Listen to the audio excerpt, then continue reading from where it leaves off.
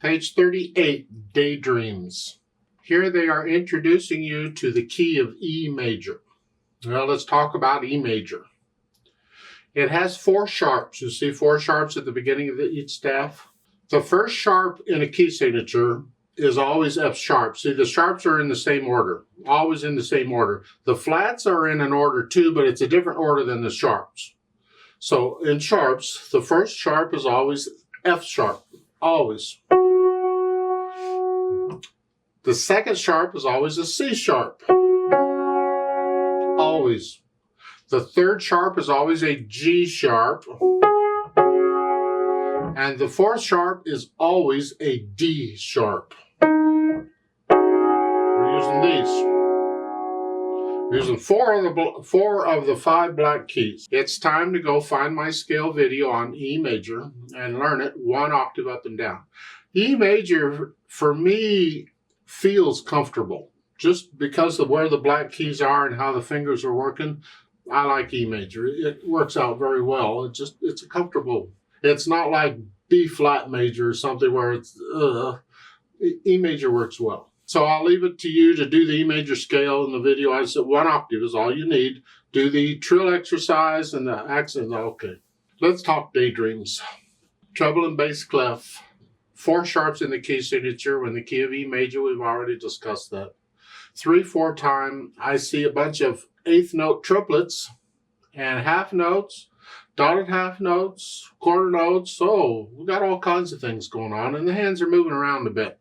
The music is getting a little more challenging.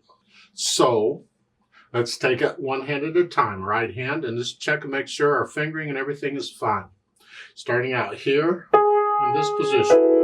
Yeah, the F sharp and the G sharp there. So it's 1 and 2, the triplets. 1 and 2. So all 4 of those notes are evenly spaced. Ba ba ba bum. 1 and 2 and 3 and 1 and 2 and then they want you to come up here. Well, I would prefer not to have to come from here to here. That's kind of awkward. So I would prefer to prepare that. So what I'm going to do in the second measure, rather than 5, I'm going to use third. Just reach up and use third finger. This way, I can go ahead and start from there with 4th finger, and then A. Now I'm in position here. So I connected everything. So the first line again is that.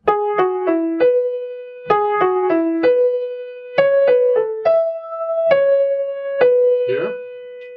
Now going to the second line, they want you back down here again. So I'm going from here to here. I'd rather not. So in the last measure of the first line, instead of second finger, I'm going to use thumb. So the last 2 measures of the first line here and thumb. This way I can cross over the thumb. If you'll relax, this works. If you're all stiff and all, oh, it won't work. Just relax. Just reach over and third finger on that, on the G sharp. And you're doing it again, sort of. Now, second line, third measure, it's an A sharp. Basically, we're here. I'm just extending the little finger up. And then reach down at the end of the line, second line, and it's 33 again. And you do it again like you did in the first line. The third line fingering will be similar to the first line.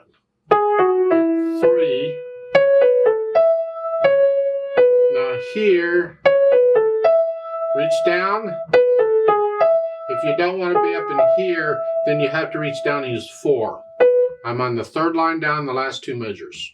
Here, you can use 3 or 4, whichever. If you use 4, you can stay out here. But otherwise, you use 3, you got to come up here for 1 note. Just 1 note. Come back out here immediately. Don't stay up here. Here. And then they want you here. If you can reach this here, that's fine. If you can't reach this, then use thumb and cross over. 3, 2. 1, 3, 2. Like so is what I'm suggesting. So it's the last line is 1, 3, 2. You can do a 1, if you don't want to be up in here, you just reach down and use 2. It depends on how big your hands are. So I have to leave some of this fingering up to you. And then the next measure, you have to move no matter what. So it's just 3, 2, 1, 3, 2, 1, 3, 2, 1. 3, 2, 1, same notes. And then the last little bit has that 8 VA over it. It could be an 8 or an 8 VA. It doesn't matter. The point is you're going up to the next letter. Instead, you're going up here. And that last note is 3 ledger lines. Hopefully you know that note, because 1 ledger line is an A, 2 is a C, 3 is an E. So that is an E with an 8 VA over it, makes it up here. So it's here. Here. If you have a short keyboard, you don't have those notes, just play the highest notes you have. That's fine. The highest E you have. Left hand just got chords, which is fine because the right hand's got enough to do. Now, I suggest in this first line here for this chord, rather than 5-1, use 5-2. I want to save 1 for the third measure because I can do that in one hand position. I can get those first 3 measures in one hand position here, and that's what I want to do. And then come down. The third finger comes down. You can do a 5-1 or 4-1. It's up to you. And then for the fourth measure, second line, it's a B, D sharp now, because remember D sharp's in the key signature here. If you don't want to be up in here for that fourth measure, you got to use some other finger, which means you're going to have to move around. But I'll leave that up to you and the size of your hand. If you can, go ahead and do a 2-1. Remember the D sharp's in the key signature. And then back to 5-2. So I'm basically using second finger on most of that. Third line, same as the first, sort of.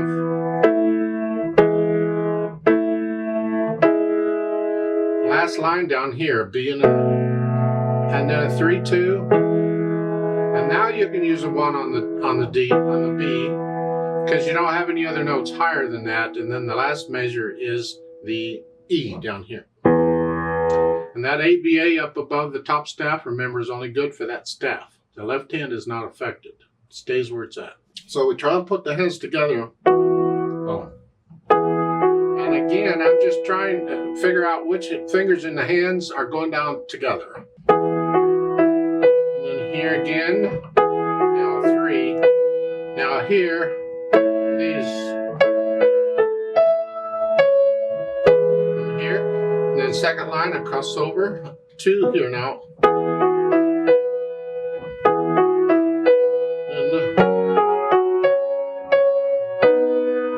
then go on. Get the idea.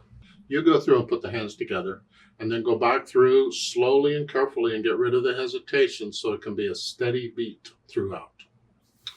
And once we have that, then I think about the articulation, which they don't give us any. Basically, I think this is a connected piece as best you can.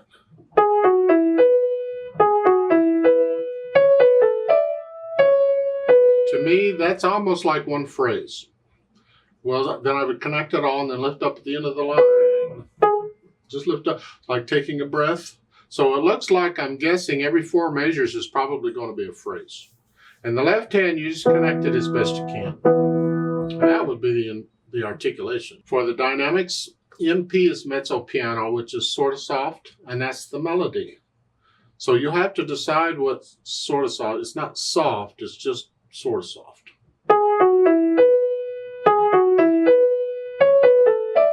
This left hand needs to be soft, out of the way.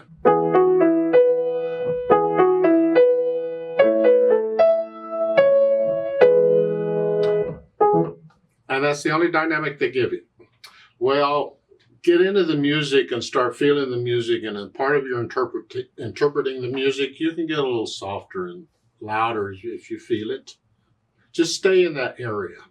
Now, speed, andante, again, is a nice stroll. 1, 2, 3, 1, 2, 3. 1, 2, 3. To me, that's fine.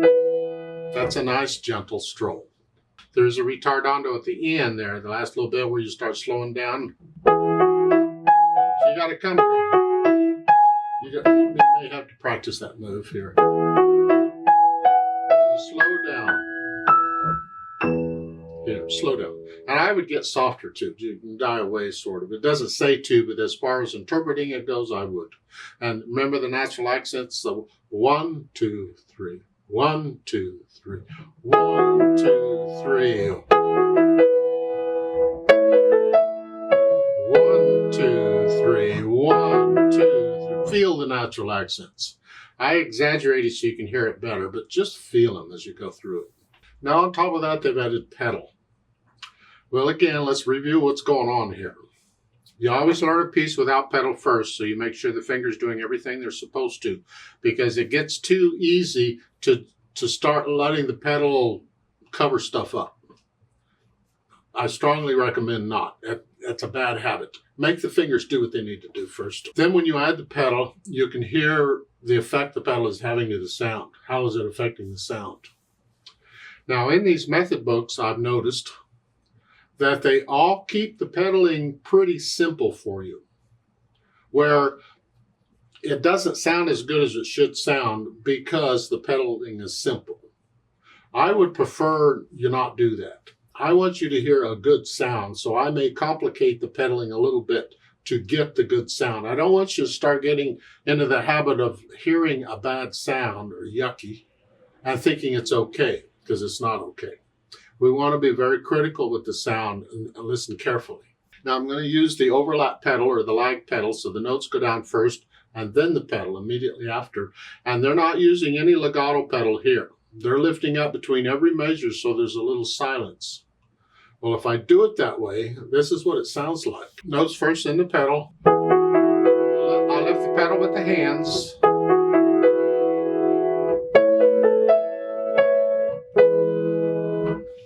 I don't care for that at all. I don't want that. To me, it's choppy. I want it to flow. So I want to connect this first line together. So I'm going to use overlapping pedal. That is, I'm going to just let the pedal come up and down and change pedal. So it's here. Then change pedal after the first note. I'm connecting them.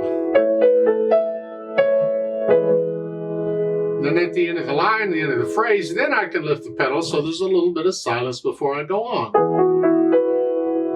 So that connects it. However, it's still blurry.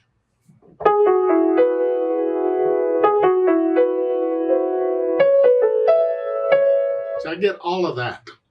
Oof. Well, unless you have a blurry daydream, maybe that's the effect you want. Because in some pieces, we do want them blurry. We want them a misty, foggy thing. And daydreams, maybe you want that. I would really like to clean it up a bit. I like a clean sound. So what I'm going to do is change the pedal when I get to the beat 2 here. And let that be clean. So it's change.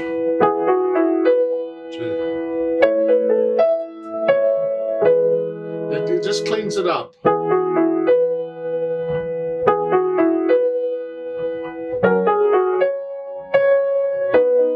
Lift up.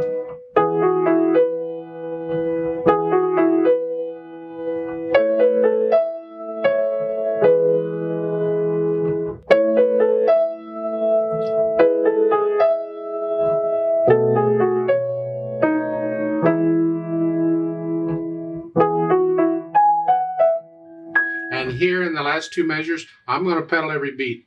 Here, I'm going to change it. Here. Here, change it. Here.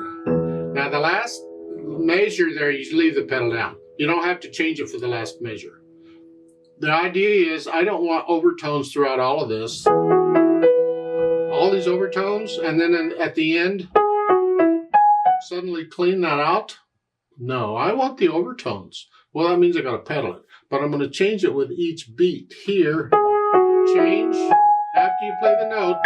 And now there, leave it down. So from the 3rd beat of the next to the last measure going into the last, I'm going to leave the pedal down. I'm not going to change that because I'm way up here and it doesn't say to get softer, but I recommend you get softer. Let it die away as you go. And the fermata at the end, In this case, you can just listen to that note and let it die out. And when you can't hear it anymore, just lift everything up together. That's what I'm recommending you do. So that last line would be that.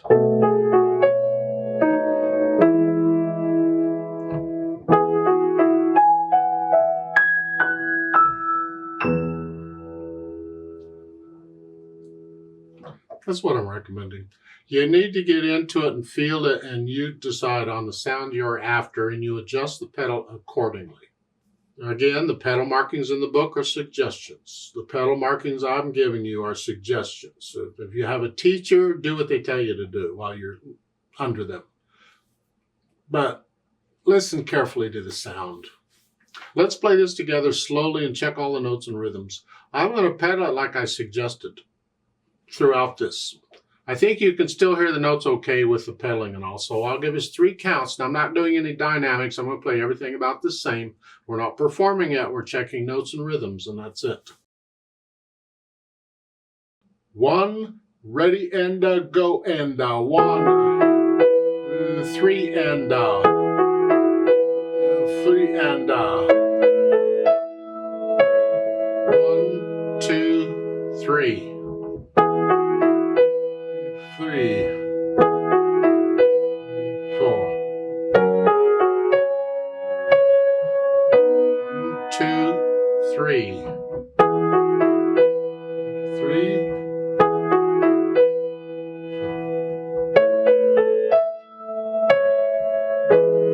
2, 3.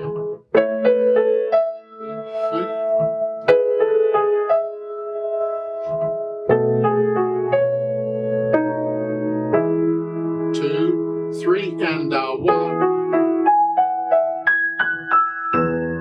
2, 3, hold, 2, 3, off.